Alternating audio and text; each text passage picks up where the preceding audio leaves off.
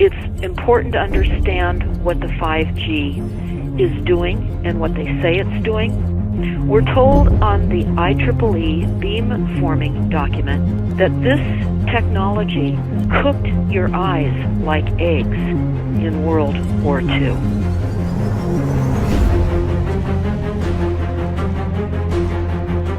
And you all need to understand these are military weapons. These are assault frequencies. If you garner nothing more than that, that's what you need to know. It's microwave radiation warfare. This is what this is.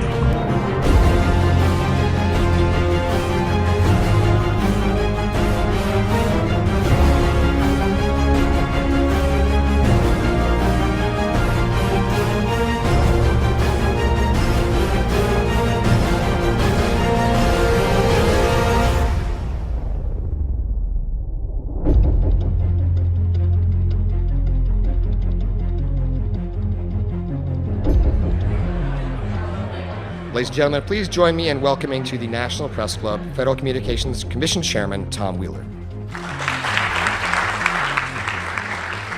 It's an honor to be here at the National Press Club. The first generation wireless, 1G, was voice. The second generation, 2G, allowed both talk and text. Third generation, 3G, the internet, in a limited way. And today's technology, 4G, completed that digital migration. But if anyone tells you that they know the details of what 5G is going to become, run the other way. This video is brought to you by the number 5 and the letter G. And pretty soon, everything else will be too. I have to tell people 5G is a killer. I'm Mark Steele, anybody who hasn't heard me. I'm a weapons systems head-up display expert, one of the leading experts in the world. I've actually brought cover in relation to this. The reason I became an expert was to invent them. What I'm going to say to you today, do not believe a single word I say. Not one. I want you to do your own research. You'll find it's absolutely terrifying. You got your body cam? Aye. Oh, good lad. Right, because I can talk to that. This 5G roll-up is a weapon system. I've got a letter with central government because I know about weapon systems more than anything other.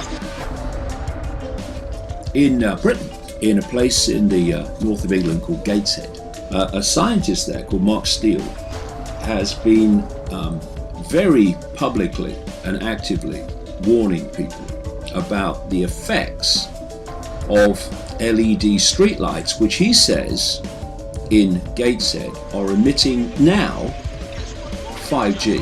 Right, what's the crack? Hey, lads. I'm just having a word with these Gateshead council workers about replacing these transmitters on these lights that are causing harm and assaulting the community.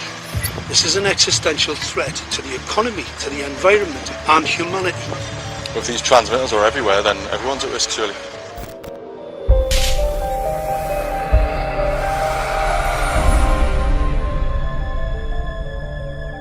There's a lot of confusion about what 5G is. The G stands for generation. So you started off with the first transmitter system. Back in the 1980s. In the 80s, yeah. So you had 1G, then you had 2G. And as the generations moved on, you started to see more complex signal systems, cleverer pieces of antenna designs, etc., etc. So the whole thing became more data, quicker downloads, etc., etc. However, 5G is something completely different.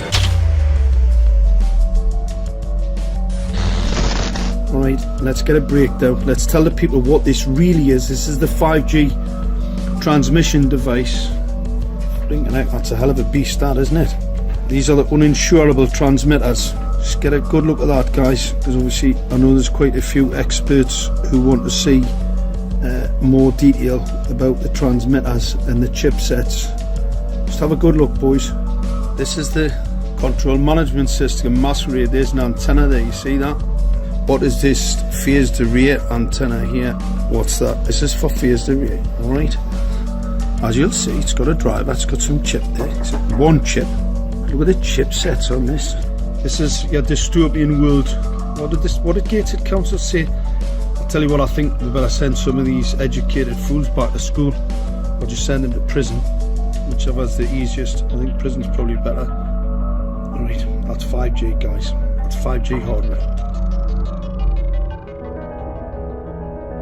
You must consider the whole part played by electricity in nature. Human beings cannot go on developing in the same way in an atmosphere permeated on all sides by electric currents and radiations. It has an influence on the whole development of man. This life of men in the midst of electricity, notably radiant electricity, will presently affect them in such a way that they will no longer be able to understand the news which they receive so rapidly. The effect is to damp down their intelligence. Such effects are already seen today. Even today, you can notice how people understand the things that come to them with far greater difficulty than they did a few decades ago. Rudolf Steiner, 1924. Rudolf Steiner noted that in 1924, since then our atmosphere has become far more permeated with electric waves of widely diverse types. There's no doubt now that electric waves, electromagnetic forces, cause direct biological effects. There's thousands of peer-reviewed papers on this subject.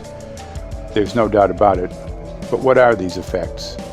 How are they affecting us? What can we do about it? We're now at a stage where we're putting in what's called 5G, which is a special type of broadcast for high-density information transfers.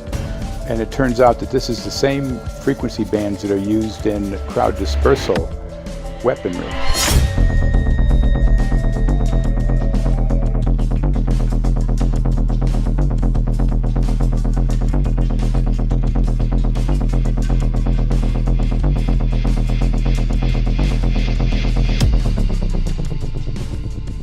5G, first and foremost, is densification. So it's significantly more transmitters in close proximity to a human, and it is also a sophisticated, illegal, unlawful transmitter. What I mean by that is it is a high gain dielectric lens antenna, and what that allows 5G transmitters to do is to 3D map its environment in your home. The 868 megahertz frequency is specific for battlefield interrogation systems, so sub-gigahertz. It allows the signal to travel through concrete brickwork with ease, and it can actually data gather. It is a target acquiring system. Phased array is basically radar off the battlefield. It is extremely good at identifying targets and being able to lock onto targets. And not only that, it can specifically target you as an individual. So any judge sitting on an interesting case, let's say, any lawyer, any barrister, anybody doing any work that is potentially controversial, your life could be at threat. So the antenna design that you currently have on top of these LED streetlights, masquerading as a control management system, is basically battlefield interrogation equipment. The first phased array unit was actually called Mammoth, used by the Germans during the Second World War to identify Allied aircraft. Obviously things have moved on significantly since then.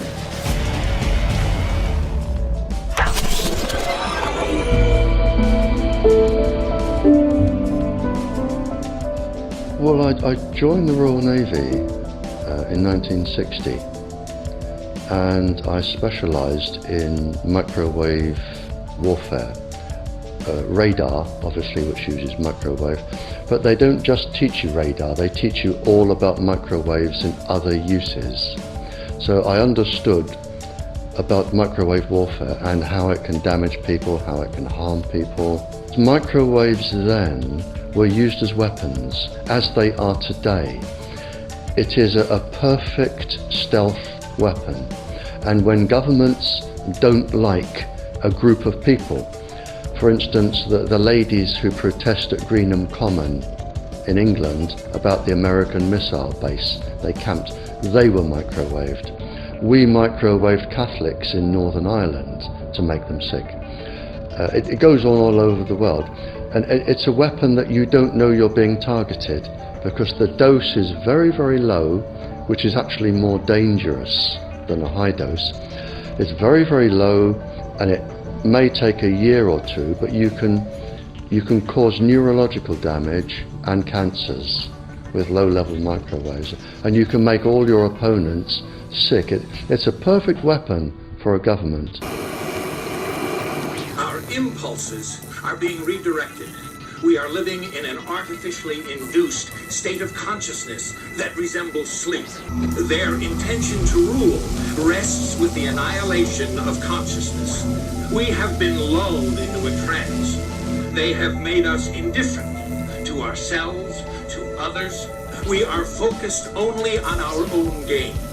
Please understand, they are safe as long as they are not discovered. Keep us asleep, keep us selfish, keep us sedated. Almost immediately, I had neighbours knocking on the door, talking about children bleeding from the nose. I had images posted on Facebook.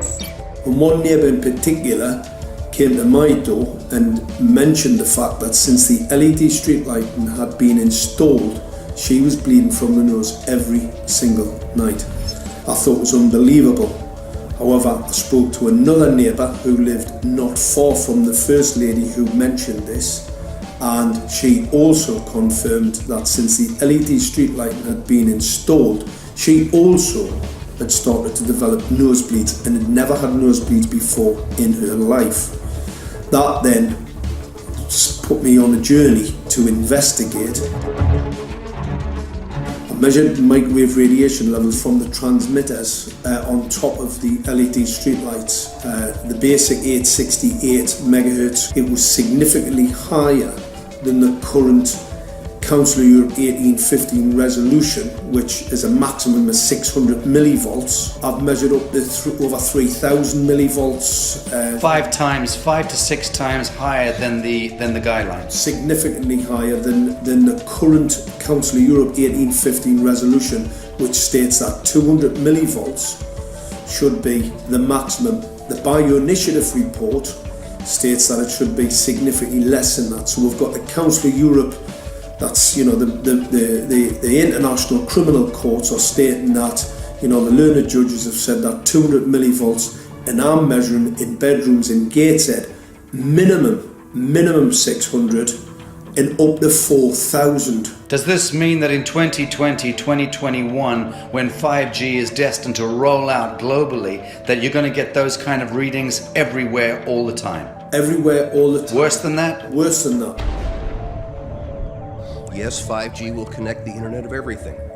If something can be connected, it will be connected in a 5G world. Hundreds of billions of microchips connected in products from pill bottles to plant waterers, requiring massive deployment of small cells. We won't wait for the standards. Now, to make this work, the 5G build-out is going to be very infrastructure intensive. We must reject the notion that the 5G future will be the sole providence of urban areas. The 5G revolution will touch all corners, and that's damn important. The interconnected world of the future will be the result of decisions we must make today.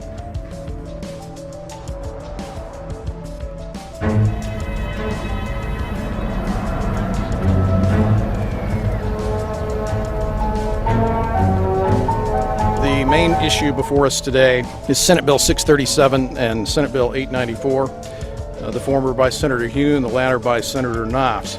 We're going to invite the first four witnesses in support of the legislation, and that would be John Jones with Sprint, David Lewis and Andy Emerson with AT&T, Neil Krevda with Verizon, and Frank Iacovetti Jr. with T-Mobile. So be straight with me. Is it true? It could be. No, Well, come very on. very no few scientific cases. proof There at was all. an It's unfortunate really a incident out in complicated Iowa. situation. Look, gentlemen, practice these words in front of the mirror. Although we are constantly exploring the subject, currently, there is no direct evidence that links cell phone usage to brain cancer.